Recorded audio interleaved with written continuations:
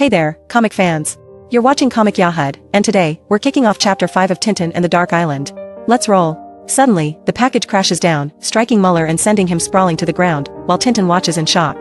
The unexpected turn leaves everyone momentarily stunned, unsure of what this new development means. Tintin spots Ivan making a hasty escape through the dense forest, calling out his name in a desperate attempt to stop him. Müller lies unconscious on the ground, adding to the chaos and urgency of the situation. Ignoring Tintin's call, Ivan sprints away with determination, while Tintin and Snowy give chase through the tangled underbrush. Tintin's voice echoes through the trees as he yells for Ivan to stop, his resolve unwavering. Tintin, now running at full speed with a determined expression, warns Ivan that he'll fire if he doesn't halt. Snowy bounds alongside him, both caught in the relentless pursuit through the moonlit forest. Ivan, sprinting through the dense forest, confidently thinks to himself that Tintin won't be able to hit him in the darkness. His determination fuels his escape as he navigates through the trees.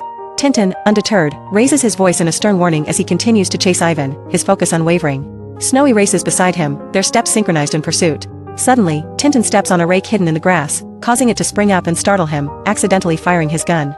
The shot cracked through the air, and Ivan's hat flew from his head as he flinched in shock. His face twisted with alarm. Panicking, Ivan raises his hands, pleading desperately for mercy as he surrenders. His voice trembles with fear, echoing through the forest and heightening the tension of the moment. Nearby, Tintin lies dazed on the ground, stars swirling around his head as Snowy curiously tilts his head. The man, still with hands raised. Ivan cautiously asks if he can lower his hands, promising no tricks as he peers nervously around the forest. Meanwhile, Snowy nudges Tintin awake, barking insistently to rouse him from his daze. Tintin, with a groggy expression and question marks swirling around his head, begins to regain his senses. Ivan, hearing the commotion, exclaims with surprise as he spots Tintin stirring. His expression shifts from cautious to intrigued. As Tintin lies unconscious on the ground, Ivan scoffs at his misfortune and decides to take his gun. Snowy watches anxiously, wondering what action to take. Suddenly, Tintin sprang awake and shoved his foot onto the rake, sending it whipping upward into Ivan's face with a sharp crack. Ivan reeled back in shock, clutching his nose. With Ivan now unconscious on the ground, Tintin stands up triumphantly, holding the gun. Snowy stands by, wagging his tail, as Tintin declares, "Quits," while Snowy observes, "Out cold." Tintin drags the unconscious Ivan across the forest floor, determined to secure him properly. Snowy watches with alert eyes, ensuring their adversary remains subdued. With resourceful ingenuity, Tintin uses wire to bind two men to a tree, ensuring they are unable to escape. He nods to himself, satisfied with his handiwork, while the captives slump in resigned silence. Tintin turns his attention to a nearby sack, curiosity piqued about its contents. Snowy sniffs around eagerly, ready to uncover whatever secrets lie within. Tintin discovers the sack is filled to the brim with banknotes, exclaiming in surprise as the realization hits him. Snowy looks on with interest, both clearly aware of the significance of this discovery. After discovering the bag's contents, Tintin turned sharply toward the two men bound to the tree.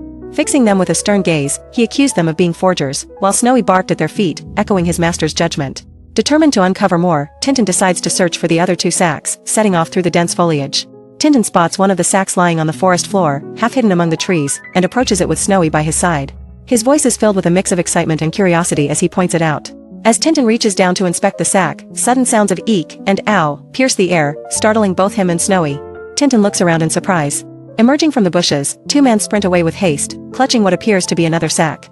Tintin, realizing they are escaping, exclaims in frustration and prepares to give chase. Tintin, alongside Snowy, dashes through the grass, berating himself for not anticipating the short circuit caused by the wires burned. Determined to rectify his mistake, he sprints after the fleeing figures, his eyes filled with resolve. Ahead, the two men race frantically down the tree-lined path, their feet pounding against the ground with each desperate stride. Tintin knows he cannot let them escape, pushing himself to run even faster. Müller reaches a gate where a sleek red car awaits, urging his companion to hurry. As the engine roars to life, Tintin realizes the chase is about to escalate to a new level of urgency. Tintin dashes through the foliage, determination etched on his face as he races towards the gate, contemplating his next move to stop the car. Tintin swiftly scales a nearby tree, hoping to cut off the car if it follows the path below. Snowy watches anxiously from the ground, worried about his friend's daring plan and the perilous risks it entails.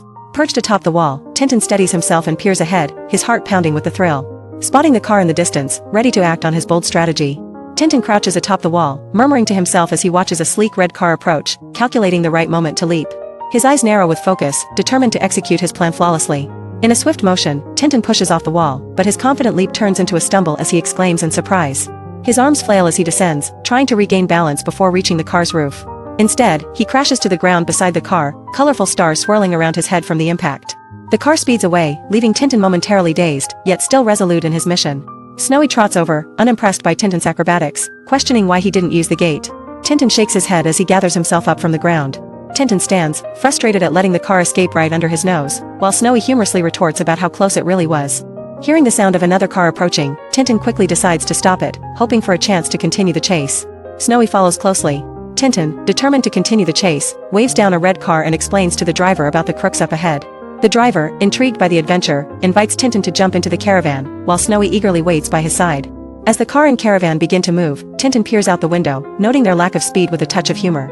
He comments that catching up to the crooks might only happen if they experience a punctured tire themselves. The driver reassures Tintin that the vehicle, though sluggish now, will speed up once it's warmed.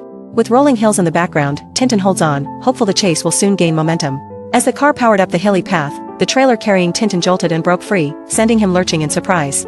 Up ahead, the driver, thinking the car had suddenly gained speed, cheered proudly, unaware that Tintin's cabin was now careening on its own.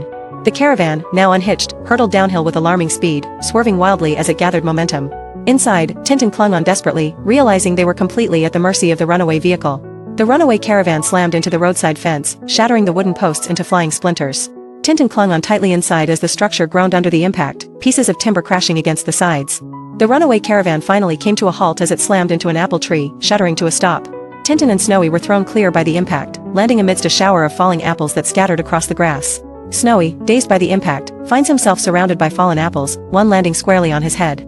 Nearby, an apple splashes into the river. A stern policeman stands beside the wreck, listing their offenses of trespassing and unauthorized fruit picking, while Tintin, now in the river, looks on in dismay. Snowy watches the unfolding situation, still slightly dazed from the apple encounter.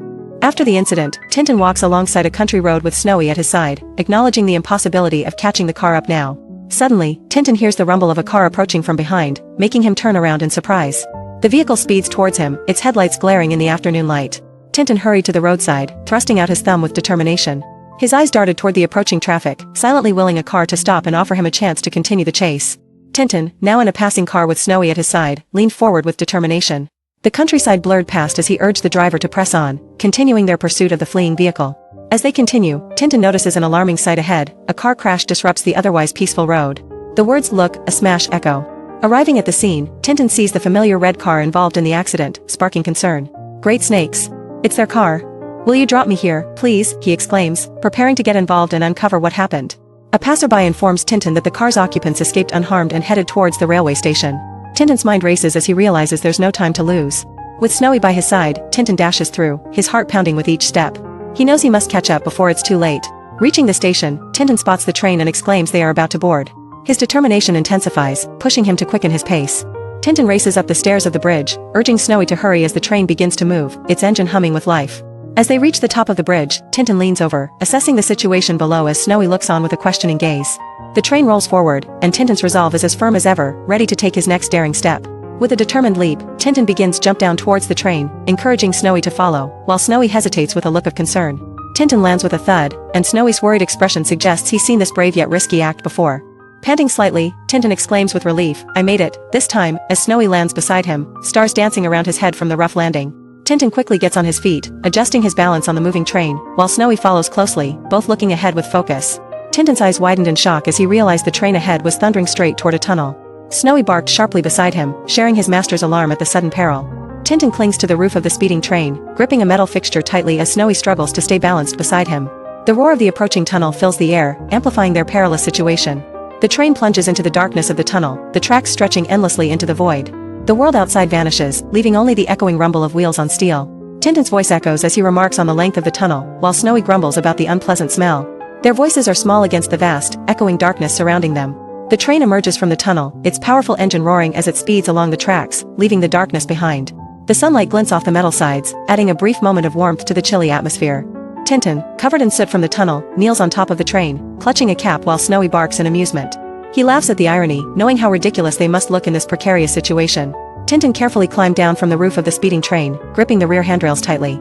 With Snowy clutched to his chest, he steadied himself against the rush of wind and the rattling motion of the carriage.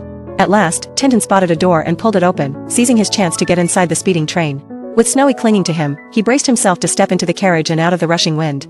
Inside the compartment, Müller informs Ivan that he's stepping out to wash, asking him to keep an eye on a sack.